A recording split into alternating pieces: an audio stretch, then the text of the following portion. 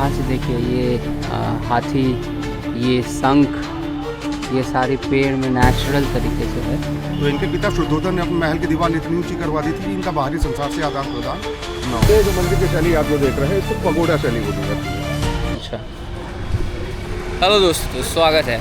हम लोग फाइनली सारनाथ पहुंच चुके हैं।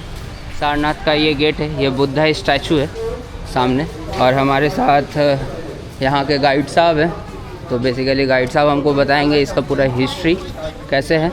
तो चलिए आपको सारनाथ घुमाते हैं विथ गाइड। नमस्ते सर, मेरा नाम प्रिंस राय है। पावन धरती काशी में आए हैं। यहाँ 3 धर्मों की स्थापना हुई है, सनातन, जैन और बुद्ध, तीनों धर्मों की स्थापना यहाँ पे है। रावण जब माँ सीता को लेके गया था लंका में, हाँ रावण, हाँ, माँ सीता जिस पेड़ के नीचे लंका में रहा करती थी, हाँ, वो उसी प्रजाति का पेड़ है। एक अशोक का पेड़ आपने देखा होगा जो सीधे लंबा जाता है, हाँ, सिंपल, हाँ हाँ हाँ, ये इसकी आप देख रहे हैं, ये सराउंड में जा रहा है। इसकी हाइट बहुत ज़्यादा नहीं होती है, हाँ। और जनवरी के समय में इसमें लाल रंग के फूल आया करते हैं। छोटे छोटे इतने फूल आया करते हैं कि पत्तियाँ ढक जाया करती हैं इसमें। अच्छा, अशोक के पेड़ में आपने फूल नहीं देखा होगा, लेकिन इसमें फूल आता है लाल रंग के। ये अशोक का ही सीता पेड़, अशोक वाटिका। अच्छा, सीता अशोक वाटिका कहते हैं इसको जी। सिद्धार्थ गौतम का जन्म अगर देखा जाएगा तो लगभग 2600 साल पहले लुम्बिनी में हुआ था, कपिल वस्तु नाम के स्थान पर। ये एक राज परिवार से आया करते थे। इनके पिता का नाम शुद्धोधन था, माता का नाम महामाया था। अच्छा, इनकी माँ को एक सपना रिपीट हुआ करता था जब ये गर्भवती थी, सफ़ेद हाथी और कमल के फूल का। तो ज्योतिषी को पूछा गया इस समय का मतलब इस सपने का क्या तात्पर्य निकल रहा है, क्योंकि ये सपना बार बार रिपीट हुआ करता है। तो ज्योतिषियों ने बताया कि आपका बेटा युवा अवस्था तक जाते जाते बहुत बड़ा संत निकल जाएगा। तो इनके पिता शुद्धोधन ने अपने महल की दीवार इतनी ऊंची करवा दी थी कि इनका बाहरी संसार से आदान प्रदान न हो पाए। लेकिन 27 वर्ष की आयु में ये अपने पिता से हट किए कि नहीं, मुझे अपना बाहरी संसार भी जा रहा है देखने के लिए। तो ये अपने सारथी के साथ जब अपने घर से बाहर निकले थे तो इन्होंने 4 चीज़ें देखी थी। सबसे पहले एक बीमार व्यक्ति को देखा था जिसको खांसी आ रही थी। आज तक बीमार व्यक्ति इन्होंने नहीं देखा था। फिर दूसरा एक मृत व्यक्ति को देखा था, मृत्यु के बारे में भी इनको कोई जानकारी नहीं थी। फिर तीसरा उन्होंने देखा था एक बूढ़े व्यक्ति को। इनके जितने भी सेवक हुआ करते थे सब युवा अवस्था के हुआ करते थे, कोई बुजुर्ग इनके सामने नहीं आया था।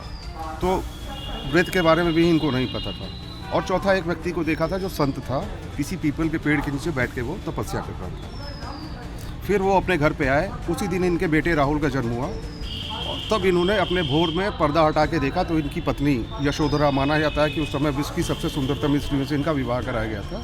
ये अपना देखे कि पत्नी भी इनकी सो रही है, इनका बेटा राहुल भी सो रहा है, और जितने भी सेवक थे वो सब लोग सो रहे थे। फिर ये अपने सारथी के साथ बोला कि केवल घोड़ा लेके निकले। ये राज परिवार से बिलोंग करते थे ना, चाहे तो बहुत कुछ लेके निकल सकते थे, लेकिन केवल घोड़ा लेके बाहर निकला और अपने सारथी से बोला कि मेरा बाल छील दो।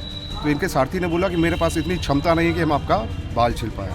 तो ये तलवार लेके स्वयं अपना बाल छील दिए थे। फिर इन्होंने बोला था कि जैसे आप मेरी सेवा करते हैं उस तरह आप मेरे घोड़े की सेवा कीजिए।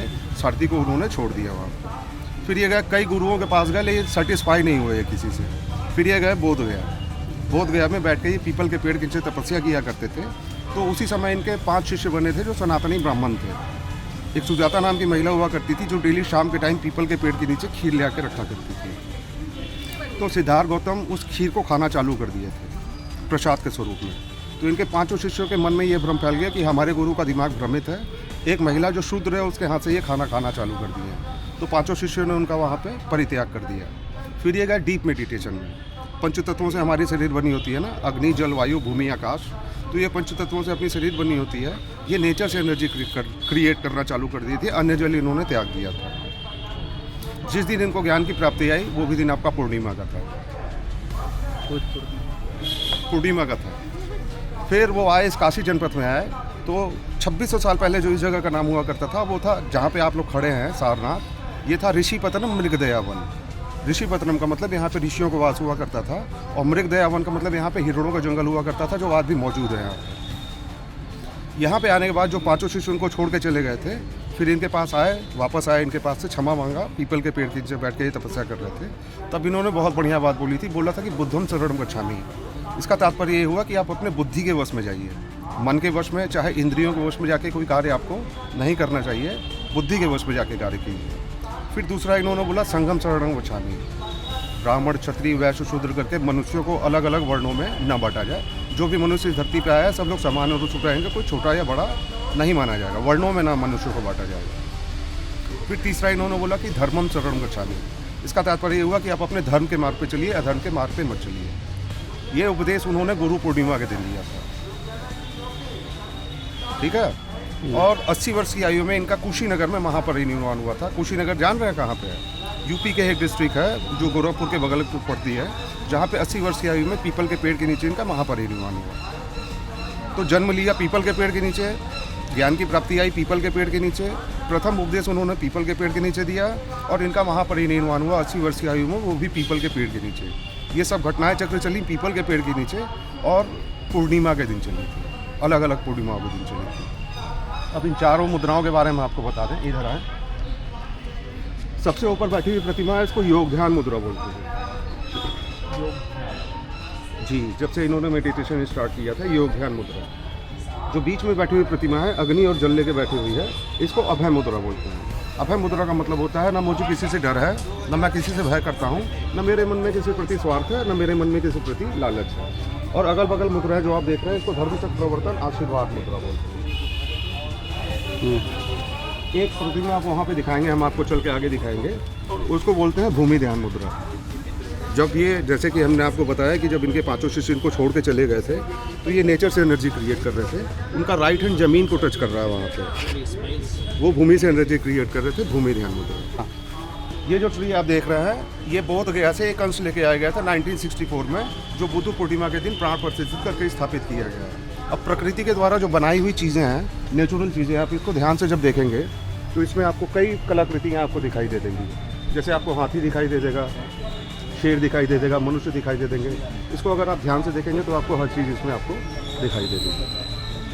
अच्छा, नेचुरल, आर्टिफिशियल नहीं है। आर्टिफिशियल रहता तो पता चल जाता ना। आप ध्यान से देखिए, ये हाथी, ये शंख, ये सारी पेड़ में नेचुरल तरीके से है। और भी बहुत सारी इसमें कलाकृतियाँ हैं। आप यहाँ पे ये देखेंगे तो आपको मिलेगा यहाँ पे गणेश जी का, यहाँ पे कहीं गणेश का, बहुत ही रहस्यमय वृक्ष है ये, बहुत बहुत बहुत बढ़िया।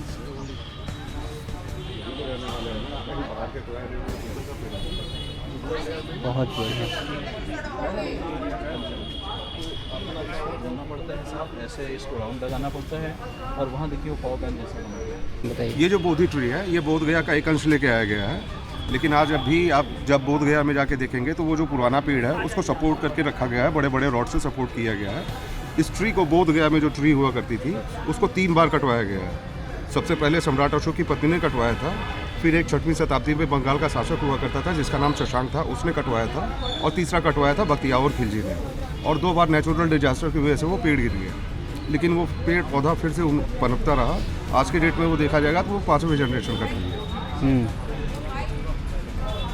अंडरस्टूड, बहुत बेहतरीन। चलिए, ये जो मंदिर की शैली आप जो देख रहे हैं, इसको पगोड़ा शैली बोली जाती है। अच्छा, पगोड़ा शैली। शैली। Burma, Bhutan, Cambodia, Thailand, Vietnam, इन जगहों पे जब आप जाएंगे हाँ। तो जो मंदिर की शैली होती है वो पगोड़ा शैली कहलाती है। पगोड़ा मतलब वो जो स्ट्रक्चर है वैसा? ये जो स्ट्रक्चर जो आप देख रहे हैं, जैसे हम लोग के मंदिरों की शैली होती है ना, द्रविड़ शैली, वैष्णव शैली, शैव शैली, अलग अलग शैलियाँ हुआ करती है। इस शैली को पगोड़ा शैली बोलते हैं। अच्छा, इधर आए। ये पगोड़ा शैली है, इस ड्यू टू स्ट्रक्चर। आप जितनी दीवार की आप हाइट देख रहे हैं, हाँ हाँ, उतना ही अंडरग्राउंड बेसमेंट बना हुआ है जो पूरा साउंड प्रूफ हॉल है। अच्छा, जो थाईलैंड के बुद्धिस्ट मॉन्क होते हैं यहाँ पे आके मेडिटेशन किया करते हैं। वो देखें वहाँ पे एंट्रेंस लाल रंग का जो दरवाजा आप देख रहे हैं, हाँ।